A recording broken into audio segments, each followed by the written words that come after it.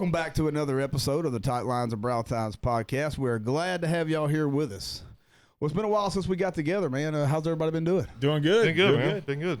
You, well, one of us at this table was able to actually afford to go on vacation while the rest of us have been grinding through the summer. Must It's be hot.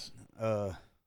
Yeah, me and the family took a little trip to Florida. My mom, my dad, my brother, my sister, and all our families. Rented a little house there in Perdido Key. So it's A pretty little nice. house for all those people? Or? I did not rent a house, no. Oh. No.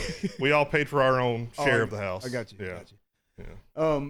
Well, I saw a little thing on Facebook of, did you get stuck in the sand at the beach? I did. How did that transpire? The, What did you do? the Sequoia got a little stuck, yeah. So the first 2 days that we went to the beach, we had an access right across from our neighborhood. And it was a pretty good walk to the sand on that access, but they closed it down Memorial Day. So we were kind of scrambling, trying to find out where we were going to have an access to the beach. And me and Kelly found a place about a quarter mile down the road from the neighborhood we were staying in. But they're very picky on don't park on the shoulder of the road. State Park kind of owns all that, this protected dunes and all that kind of stuff. So I had pulled over and let her get out to go check on the beach. Well, she gets like 5 steps from the car and a sheriff's deputy passes by. And I was like, nope, not today. And so I pull out right behind him. And I go down, I call her, and I'm like, hey, let me know what the beach is like, and I'll come back down and we'll drop the wagon off, and then I'll go park and just walk back to the access. Well, everything checked out. It was good. And so I start heading back, and I'm just going to do a U-turn and pull over on the shoulder of the road, drop the wagon. Well, it looked like there was a little kind of half circle pull through, and I was like, oh, look at them. Perfect. Just for They've you. already thought of this, you Yeah. know? Nice. My back tires leave the pavement, and down I go into the sand. And What was it you got stuck in? It's just sand. No, I know. What were you driving? My wife's Sequoia. Oh, okay. Yeah. I Yeah, think they're like- Sequoia is the only word in the English dictionary that has all 5 vowels in it. You know that?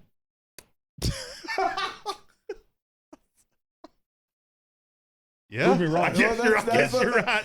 Dang right, I'm right. Yeah, so we got it stuck, and boy, I was stuck like Chuck too, man. Well, how'd you get it out? Well, so a guy stopped by. He didn't have any straps, and I was like, "Well, why did you stop?" You can't help me. And so another guy ends up pulling over. Well, I had opened up the back of the Sequoia, and I was trying to find like a rope, a strap, anything that I could find. I knew I didn't have anything, but I had to look anyways, right? Right. And I'm very shocked you didn't have your trusty toe strap, man. You always have that thing. well, I keep that in the Tundra for pulling out forwards, but that's okay.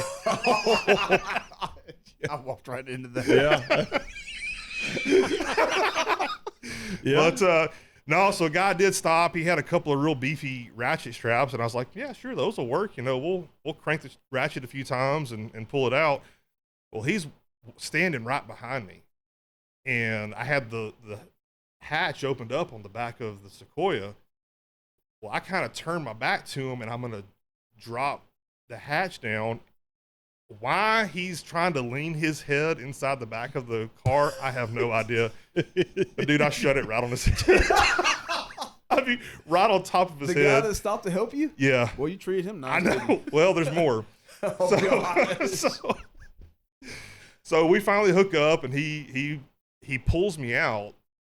Well, these are just ratchet straps, man. I mean, typically on a tow strap, you got 25, 30 feet, right? Yeah. Well, we were close. We were Well, probably unless they're in the back of my truck. 15. Well, yeah. Well, we were like probably 15 feet apart. Well, when I come free, the car is moving, and I was backing up a lot faster than he was backing up, and I'm worried about us, coming into each other. So I let off the gas and kind of tapped the brake a little bit. Well, he keeps pulling, and it pops those straps, and sure enough, it broke one up and clean in two, man. One of his straps. Yeah. And Dang. I felt bad about Meanwhile, it. your wife and kids are on the beach enjoying their vacation. Yeah. That's nice. Yeah. So you felt bad about it? I felt really bad about it. I tried to pay him for a new strap, but his wife said no. I think she's more worried about getting him to the hospital for his concussion. And what he used to pull you out with? Just like a big ratchet strap. No. What vehicle was he using?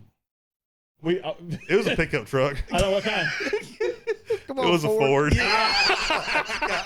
Nice. It was a Ford. Yeah. So y'all got out of that, had a good vacation. On your way back, y'all stopped in Baton Rouge to do. We stopped in Baton Rouge, going there and coming back. So on the way back, they do tours of Tiger Stadium, and that's one of the big bucket list items that I've been having. You can't do it on the way down there. They're only on the way back.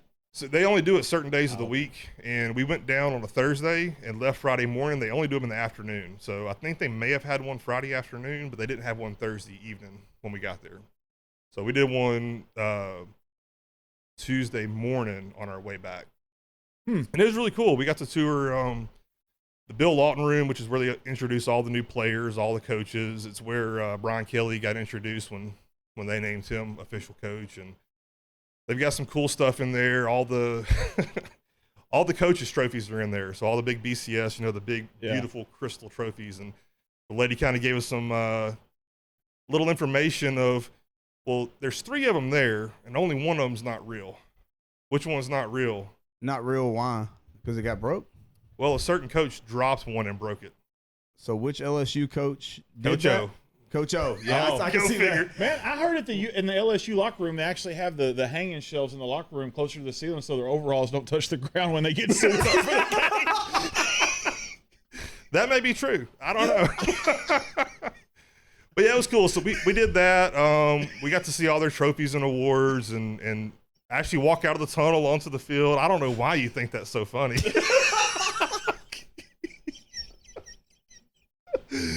But yeah, it was a good time. It was a good time. Are y'all gonna make it? I'm trying. Yeah. I'm trying. God, Well, we certainly didn't have the means to go to Florida or Tiger Stadium or anything like that, but we did have a chance to finally. My whole life, I've lived right here in East Texas, and we took a family trip to the Texas Freshwater Fisheries last weekend. And Oh, nice. if you have not had the chance to go, it is something that everybody needs to have on their bucket list, especially those from Texas. We went on a Saturday, and it was the Texas Free Fish Day. So on that day, just coincidentally, they don't even charge to get in. Really? Yep. So we go in. You got lots of aquarium tanks. You got your 4 or 5 foot alligator gar. You've got your 5-6 foot alligators. You've got multiple tanks from bass to crappie to sunfish, perch, things of that sort. You go inside and they've got they do it, and I don't know if this is every day, but at 11 and 2 on Saturdays, they do an aquarium feeding, and I'll tell you more about that in a minute. They also have fishing out back for the kids, free. Don't have to have a fishing license to do it. It's a stock pond, and they actually have tagged fish that if you catch one, you take it up and you get a prize. So Big John, you need to keep that in mind. I mean, I know you've struggled in tournaments lately, so I mean, Hold on, me? How about we?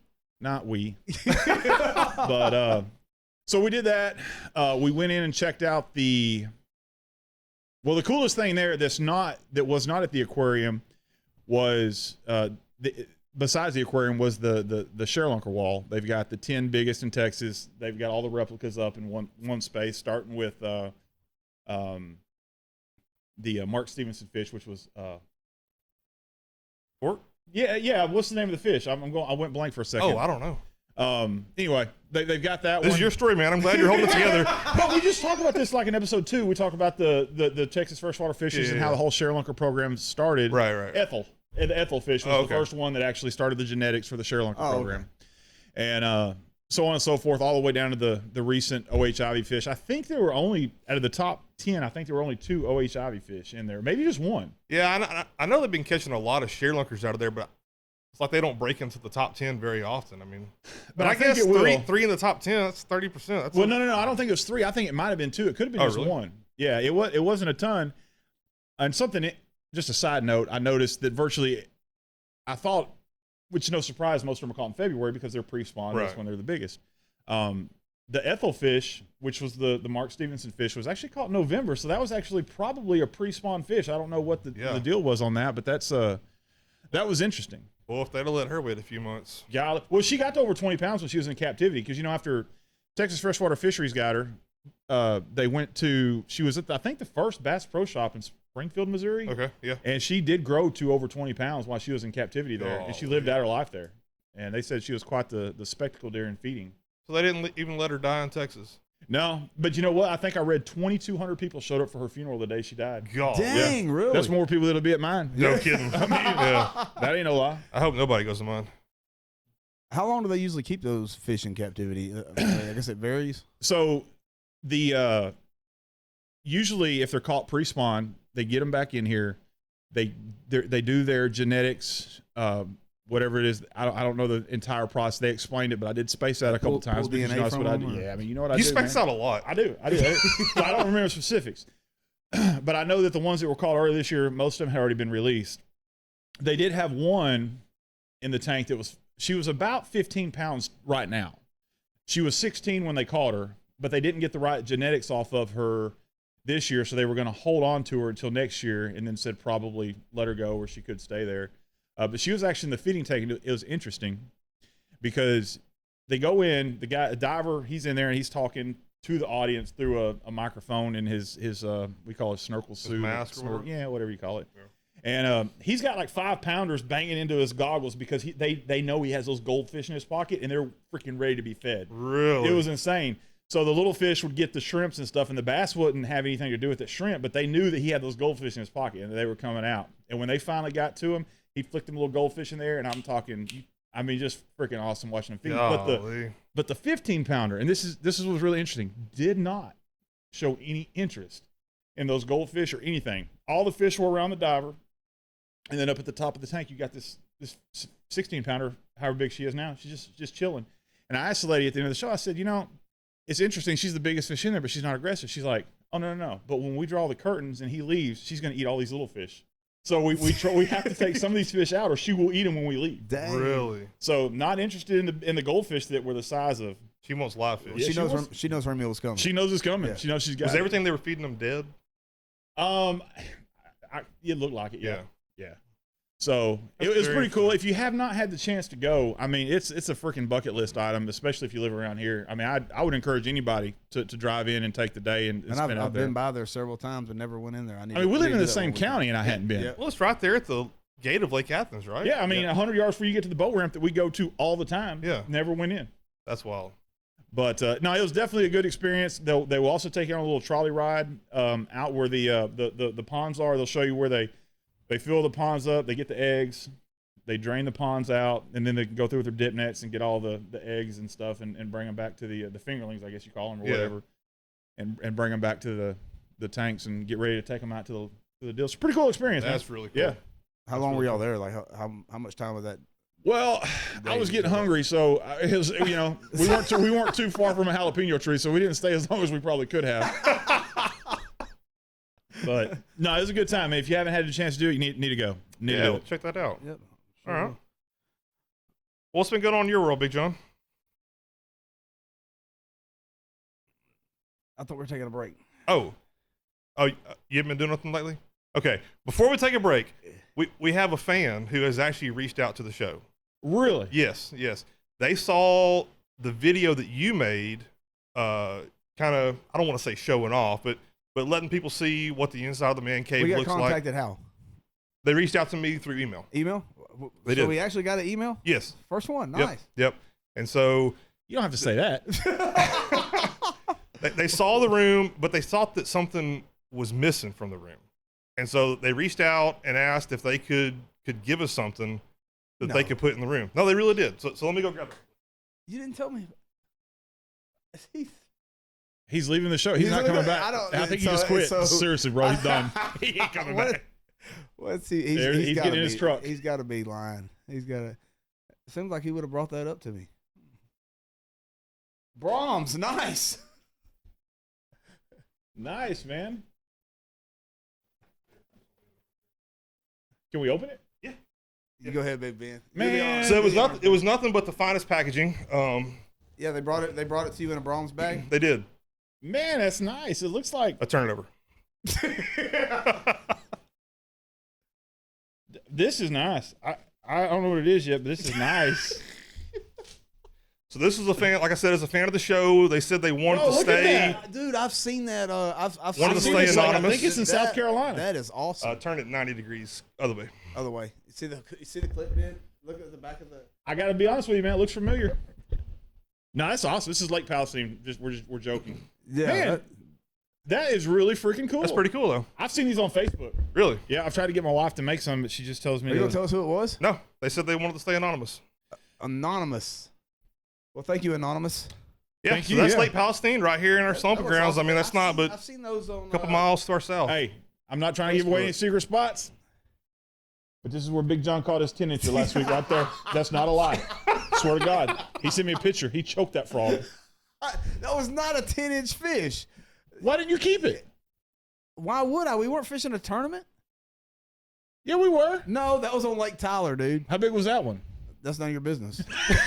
That's freaking awesome. We're Well, not talking thank about you. Lake Tyler. We're talking about Lake Palestine. Yeah, that's awesome, man. Yeah. I'm gonna. I mean, I really want to just take this home. I'm not gonna lie. I mean, this is. I asked them if they wanted it kind of in the backdrop of, No, I think of it the needs to show, be. and they said it didn't have to be. Just if you liked it, put it up in the room somewhere, and there you go. Well, I absolutely like it. I mean, Well, thanks. Yeah, no, we That is really awesome. appreciate that. All right, well, let's take a quick break. All right, sounds good. All right, folks, and welcome back from the break. Big John, we were just sitting here talking about how the Texas Freshwater Fisheries has such a large impact on the Game Warden Department. In fact, I think there is I think there's actually a museum there that's dedicated to the Game Wardens. We didn't get to that part, but you were talking on break about an experience that you and Dave recently had with the Game Wardens. yeah. So, Or not recently, I guess it was on a hunt trip Yeah, it's Yeah, years back. it's been a while ago, but so we were duck hunting on a place we call Kelly's Cove.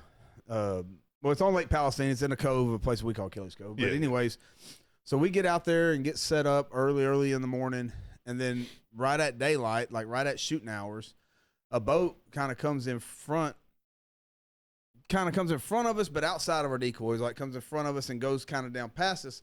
We didn't think much about it at the time. right. Well, we were hunting. We killed a few ducks. Dave kind of went down the bank a little bit from us, so we kind of spread out. There was 4 of us hunting, and so it's probably 8 o'clock at this point. yeah, probably somewhere in there. So we're not working any birds or anything, but that boat starts coming back from the way that it went and goes straight to where he's standing down there on the bank, and I'm like, And I was tucked back in the bushes. There's a lot of buckbrush in that area, and I was tucked back in the bushes pretty good bit. yeah. So that tells me that they were already watching us. Yeah. Right. I mean, if they knew where he was at, they were already watching us. Yeah. So, the boat goes down and gets him. I'm still wondering, like, what the heck is going on? Because it's not marked Texas Parks and Wildlife on the side of their boat. It's just an all tan pro drive. Yeah. So, they go down there and get him, bring him to where we're at, and then they check. It's the Game Wardens. Oh, okay. So they were down there past us, watching us the whole morning, and I guess when they didn't find us doing anything wrong or whatever, they said, well, let's just go ahead and go check them. Yeah. And they came down there and checked us, but they did it while we were hunting. It wasn't a good experience. No? Not for me. Not for me. Kind of give us what you. Well, yeah, brought so- to me. So, like you said, I was probably 200-300 yards from y'all hunting the other side of this cove, and the boat comes up. Sure enough, it's Game Wardens, and you got your license, all those kind of stuff. Check shotgun. Yeah, dude, like it's in my blind bag. It's way over there where our boat is. Well, come on, let's go get it. I'm like, I'm in the middle of hunting, man. I'm like, what are we doing? So sure enough, he drags me up into his boat. We go across the cove, pick up John, pick up my dad, pick up one of Michelle's cousins, and he checks every single one of us. Checks the boat, life jackets, flotation, fire extinguisher, checks license, checks Right. shotgun, and we're in the middle of Right. duck hunt. Birds are still flying at this point. And so I'd had a similar situation in that same exact spot. I don't know if it was the same season or if it was the previous season, but we call it Kelly's Cove because me and my wife Kelly were the first ones out of us, I think, that hunted that spot. And I think I may have shot a limit out of there that morning. But the Game Wardens checked me and her in Right. that same spot. But they stayed kind of far out in the middle of the lake and didn't really bother us until I started picking up decoys. And then he kind of motored in, checked us, which was completely fine. Wanted to know where her hunting license was, even though she didn't even have a shotgun. I told him, she doesn't have a license. There's no shotgun here for her. She's not hunting. Right. There's no crime on being on the lake when someone else is hunting. So. Right.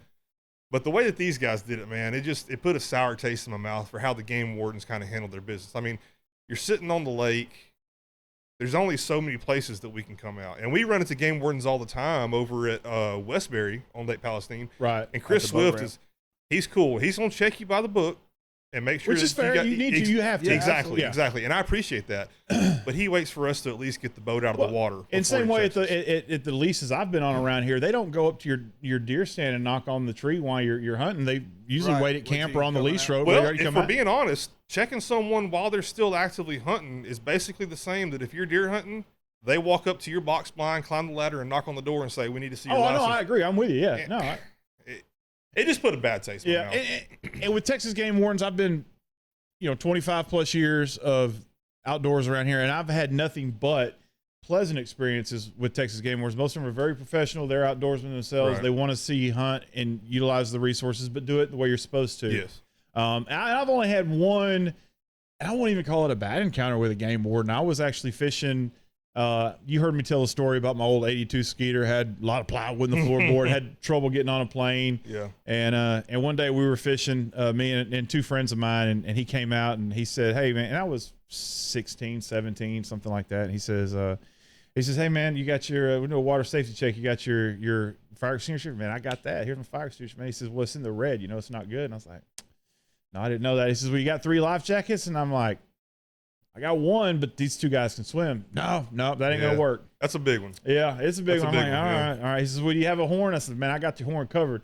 And I pull out my horn in a can. Wasn't charged up. Oh no. And he says, "We got some things to issue at." He said, "I tell you what, y'all keep fishing. I'm gonna go check these other guys out, and I'll be right back with you." But he took our license and stuff like I was gonna outrun him in my 32-mile hurdle anyway if we got on a plane. Right.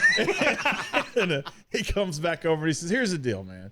He said, "I'm in a good mood today." And he said, "You've got to have these things. You've got to have your life jacket. You've got to have your horn.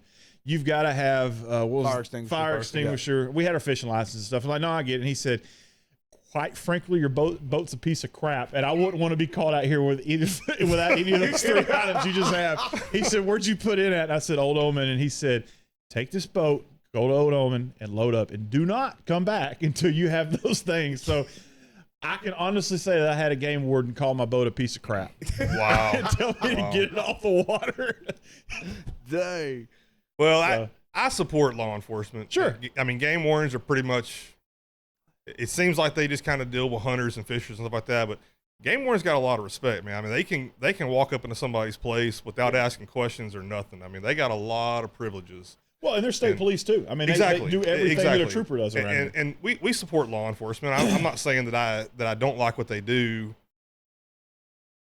I think that some of them could do it a little bit more respectfully. Sure. Because interrupting people in the middle of hunting or something like that, if that was just a regular old civilian, that's hunter's harassment. Oh yeah, right. If it'd been anybody else, it would have been. And me and John have talked about it a lot, and we've kind of argued about it.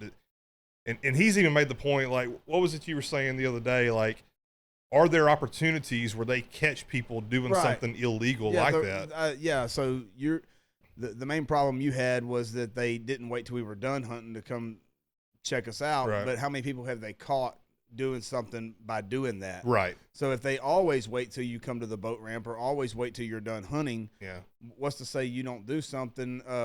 Plug in your gun.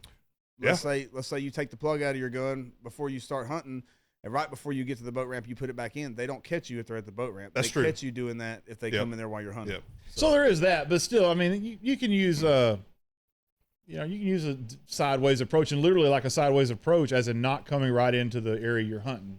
True. Come up the. Well, I think the plug is probably a really, really good example because you can get where you're going, pop the plug out, load you a couple extra shells in there, get that advantage. Yep. And then before your boat even leaves where you're going, you pop the plug back in. So yeah. So there's a reason why that's a tactic that they use. And how many times have we gone out and hunted on Lake Palestine? Oh yeah, several. I mean, golly, countless. Yeah. Right. I have never been checked on Lake Palestine. Now I don't hunt Palestine, but just from a fishing I have never been checked on. How Lake many Palestine. years have you and I been hunting? 15. 15 Before years. Abby was born. Something like that. Yeah. So in 15 years, we've been checked in that kind of aggressive manner 2 times. Right. Yeah. It's a pretty small percentage. Oh, yeah. So yeah. it's just those few opportunities that kind of stick out in your I've never had mind. one just be rude with me or Yeah. anything like that. They've No, always in been fact, the very guys respectful. that came up on us, I mean, they were as nice as could be. I mean, Well, but there are people out there. There's just a few bad eggs that are going to ruin it for everybody all the time. I mean, that's bottom I tell line. you, my dad got a ticket from Chris Swift at Westbury for for having one too few life jackets in the boat. Really, There were 4 of He got a us. ticket? Yep, there were 4 of us, and he had 3 life jackets. And Chris said, "Man, if you knew how many calls we come out here for, because there's a 12-year-old kid out there face down in the water dead, you would support why we write a ticket every single time." And so my dad I don't think he liked Chris too much after that, but we've had nothing but pleasant experiences with him after that. No. And Chris is a super, super nice guy. I mean, they've got a job to do. There's a reason they do the job they do. So I mean, I've got nothing but respect for them. I mean, does it suck when they come up and check you while you're hunting or right in the middle of your hunt? Because I mean, at that point, you're probably pretty much done. Yeah, that stinks, but for the job they do to protect our fisheries and our hunting, I mean, I the think resources in we general. can deal with it. Right. You know. Yeah. Well, All right. Well, before we wrap it up, I got one little most likely to question. okay. And so this kind of happened recently with me. And so, of the people that are normally here, most likely to check on your buddy to make sure they're at work when they're supposed to be. That's gonna be Mr. Accountability himself, Who? Cutter. Yeah. Yeah. Gunner gets. He looked at the blank seat. Speaking of So- accountability, So Thursday. it's like, we know the parade of homes wore him out. Let me give him a break. That's why he called in. Yeah, the parade of homes. He ate all the free food they had out in each kitchen. He's in a coma right now. So Thursday, I'm headed out of work, and I'm walking down the sidewalk to my truck, and I see this truck pass by in front of my work, and then I notice that same truck is backing up the street, backs into my driveway, and backs in front of my truck. Oh. And I'm like, what the heck is going on, man? Rolls down the window, it's Cutter. I'm like, what are you doing? I was just checking to make sure you were here. He was in his work truck. No, he was in his pickup. Oh, his pickup. Yeah, he was headed to the house. Yeah. Man. Checking to make sure you're at work. He sure did, yeah. I said, well, there's only one way. He said, I saw you walking down the sidewalk and I had to come talk to you. I said, well, there's only one reason that you saw me walking down the sidewalk, and that was because you stopped to look to see if my truck was still here. Oh man. Yeah, he's gonna hold you accountable. Oh, yeah. He's gonna hold you That's accountable. Mr. Accountability. Well, thank y'all for tuning into another episode of the Tight Lines and Brow Times podcast. Please don't forget to like and subscribe on our YouTube and follow us on Facebook. And if there's any questions you have or comments or concerns or welfare checks or want to send in some artwork for the wall, send us an email at tightlinesandbrowtines.tx@gmail.com. Again, that is tightlinesandbrowtines. And if we don't get right back with you, just keep in mind that we have quite a few to follow up on, so we'll get back with you. All 1 emails that we've got so far, so we appreciate it. Until next time, y'all stay safe, stay outdoors. All right.